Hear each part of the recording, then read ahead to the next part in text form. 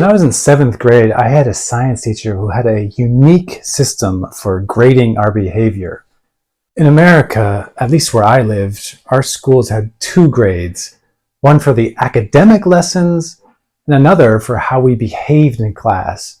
For example, if we were on time or not, and if we participated.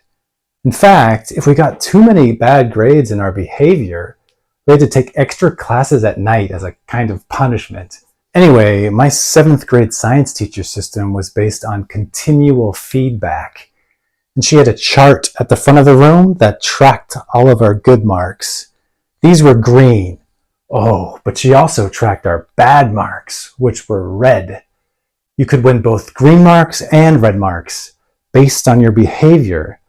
This completely changed the class. Students competed with each other for green marks.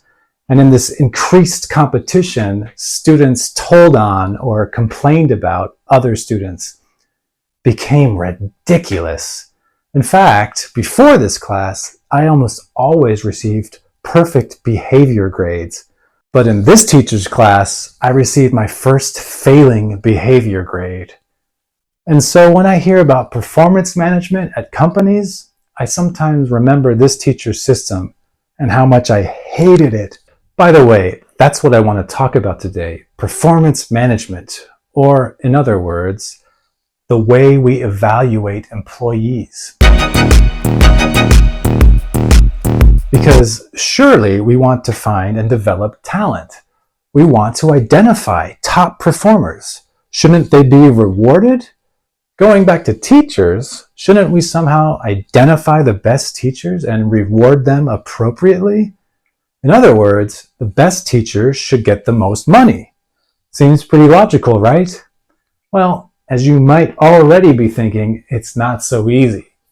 First of all, how do you define the best teacher? Should we base it on their students' performance or the quality and creativity of the teacher's lessons? How do we then assess or evaluate how good or bad or creative a lesson is? And surely, if we base a teacher on their students' performance, this can't possibly be fair, as there are too many variables that influence the students' performance. Not to mention, the students just might be good, all on their own.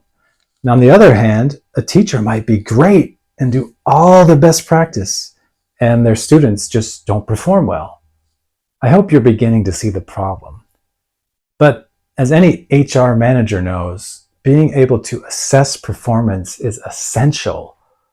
And while I'm sure some people might be happy to see these performance reviews go, a lot of people like to receive feedback. They want to know if they're doing a good job or not. So today, we're going to take a closer look at performance management. Specifically, I want to look at some of the ethical issues in regards to the assessment of employees. Finally, I'd like to end by looking at whether or not performance reviews are even good for employee morale. That is, whether performance reviews motivate or encourage employees to work harder, or whether performance reviews create too much negative pressure. Obviously, the first issue that comes up in regards to performance reviews concern biases and fairness. A bias, by the way, is when you like one thing more than another, even if you're not sure why. For example, HR managers need to be careful of their biases when conducting interviews. There is something called recency bias, which, as the name suggests, is the habit of preferring the candidate that we most recently interviewed. What's the freshest in our minds, we have the habit of preferring more. This is the recency bias. One of the most difficult things about biases is that they are sometimes hard to prove, especially when we talk about unconscious bias or biases that we're not even aware of. However, researchers have tried to prove the existence of these unconscious biases anyway. A famous example is from a study conducted or done in 2003 and has to do with resumes. Resumes, or CVs, are those documents that list our work experience and accomplishments. the documents we send when applying for a job. In this study, researchers sent out resumes with either traditionally white-sounding or African-American sounding names to different employers. They found the resumes with white-sounding names received 50% more callbacks for interviews, which demonstrated racial bias in hiring practices. Another study in 2007 showed that mothers were less likely to be hired. They were also offered lower starting salaries and were perceived as less competent than childless women or fathers. This study shows bias against working mothers and is known as the motherhood penalty. In regards to performance reviews, biases can also play a part. Managers have all kinds of personal preferences, and these might influence their evaluation. Also, the relationship they have with the employee, whether positive or negative, can play a role in their evaluations. There are many biases to consider, including, again, the recency bias, where managers put more importance on tasks recently completed by the employee. There's also a similarity bias, where reviewers rate employees who are similar to themselves more favorably, whether in terms of interest, background, or style. An interesting case study that shows the issues of bias and fairness in performance reviews is provided by Microsoft. Microsoft used a system called stack ranking, where managers had to rank their employees against each other. Employees were placed into categories such as top performers, average, or low performers. The thing is, this ranking had to meet a set percentage. So even if everyone did well, some had to be ranked poorly. Obviously, this created some problems. This forced ranking often led to unfair evaluations. Managers sometimes had to rate highly skilled employees lower than they deserved, and this distorted or misrepresented an employee's true performance. In addition, employees often felt the system was unfair because it compared them to their peers rather than focusing on their individual achievements. In other words, even high performers might be rated poorly if they were in a team with other top performers.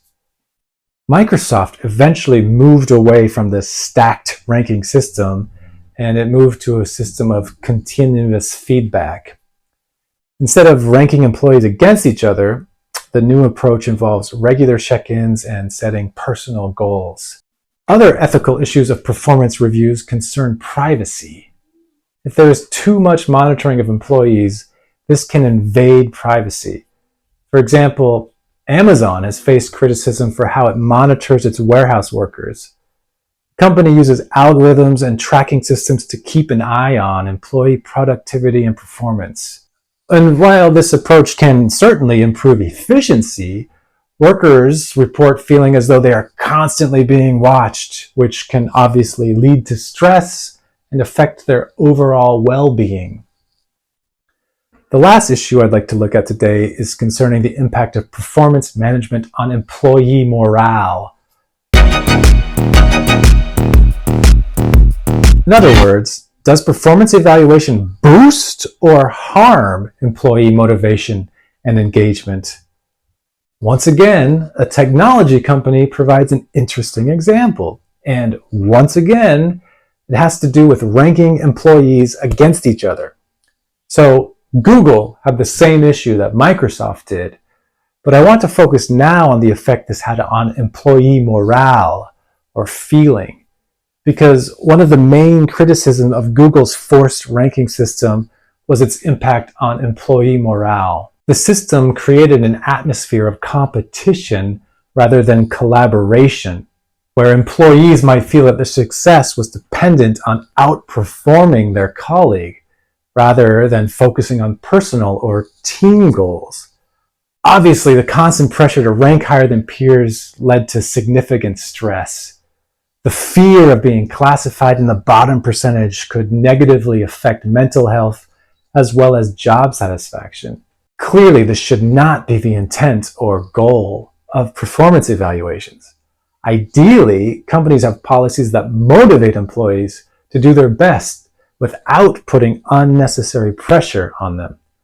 Fortunately, both Google and Microsoft changed their policies after receiving the negative feedback from their employees. But these examples do show how difficult it can be to find the balance between motivating through reward and punishing through fear.